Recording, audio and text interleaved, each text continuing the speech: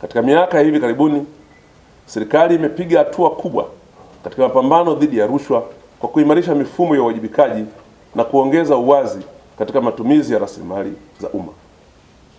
Kupitia taasisi kama TAKUKURU, tumeweza kubaini na kushughulikia vitendo vya rushwa, kuhakikisha sheria inafuatwa na kuongeza uwajibikaji kwa viongozi wa umma. Mafanikio haya yanapaswa kuendelezwa kwa kuimarisha mifumo ya maadili, kutoa mafunzo endelevu kama haya ambayo mnakwenda kutoa kwa ushirikiano huo, lakini pia kuweka mikakati thabiti ya kudhibiti mianya ya ukiukaji wa maadili na utawala bora, kama ambayo mmesema katika fungu lenu la pili, wakati Dr. pale akiwasilisha amezungumzia kuweka mikakati sasa ya kuendeleza utoaji wa hii elimu.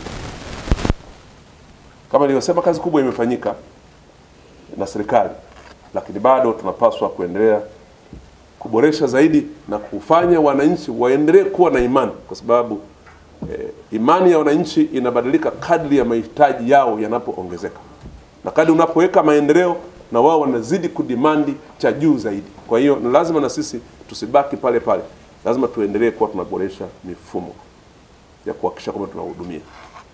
Kwa hivi sasa hivi na kwa sasa, eneo kubwa lilotusaidia ni pale tunapoimarisha mifumo ya utoaji wa huduma kwa wananchi, mifumo ya kitehama, teknolojia ya habari na mawasiliano, kwamba isitokee mwananchi anatakiwa kukutana na mtoa huduma moja kwa moja unnecessary mpaka pale ambapo kuna ulazima sana.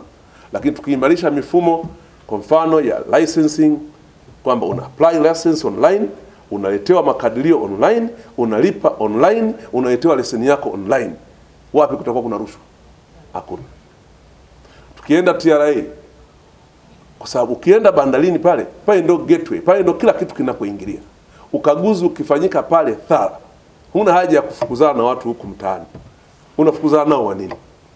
Kwa sababu vitu vitaingia online na kila kitu kitakaguliwa pale na estimate zitafanyika pale. Hakuna direct negotiation kati ya mtu wa TRA na mteja. Na wakati mwingine hata ungeweza kusema, hebu nyinyi wafanya biashara mnaingiza mizigo yenu, hebu tuwaone hapa, hebu kila mmoja tuangalie ana uwezo wa kuingiza ni, ukasema wewe kwa mwaka utalipa kodi kiasi gani, wewe utalipa kodi kiasi gani, wewe utalipa kodi kiasi gani. Mimi nawaambieni hivi, serikali itapata pesa nyingi kuliko zile negotiation wanazofanya one to one. Kwa sababu mtu anaweza kusema mimi usumbufu ninaopata ni bora kama mimi nalipaga bilioni 1 katika biashara naifanya kwa mwaka mmoja, I'm ready to pay 2 billion. Na mwingine akasema mimi I'm ready to pay 10 billion kutokana na volume ya biashara anazoingiza. I tell you, ukiondoa hayo majadiliano ya moja kwa moja, umemaliza, kwa sababu wale watalipa ile kodi na mifukuzano haitakuwepo, lakini na hao wanaonufaika na kutembea na masanduku ya hela hawatakuwepo.